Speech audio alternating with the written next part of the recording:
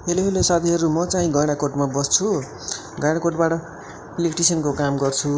यसो मेन्टेनेन्स काम मात्रै गर्छु, यसो वायरिङ सयरिङ लिँदैन। अब यहाँ चाहिँ जिप्सन लाइट फेर्न आएको छु, यो कमलनगरको एउटा फेन्सी पसलमा। अब यो पुरानो लाइट चाहिँ झिक्रिएर नयाँ लाइट फिट गर्छु। अहिले चाहिँ म तार काटिरहेको छु, अरू लाइट चाहिँ सबै फिट गरिसकेँ। टोटल चाहिँ 8 गोडा लाइट रहेछ। अहिले चाहिँ एउटा तार छिलिरहेको छु। अब अर्को तार छिल्छु। तार नि एउटा लाइटमा जोडिसकेँ। अब अर्को चाहिँ जोड्ने बित्तिकै लाइट बलिहाल्छ, अनि लाइट पनि बलेको देखिसक्नुभयो।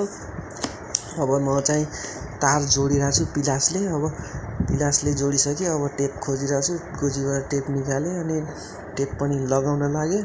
अब लगाइसकेपछि त्यसपछि लाइटलाई जिप्सनमा फिट गरिदिने। अनि अरू चाहिँ लाइट सब मैले हालिसकेको छु। अब लास्ट चाहिँ एउटा लाइट बचिरहेछ, यसो एउटा भिडियो बनाइदिउँ भनेर दाइलाई फोटो खिच्न लगाइहालेँ। अनि पुराना लाइटहरू पनि प्लास्टिकमा हालेर हेर्न सक्नुहुन्छ। अनि नयाँ लाइटको चाहिँ फोटो खिचेन, यो चाहिँ परेका कुपनहरू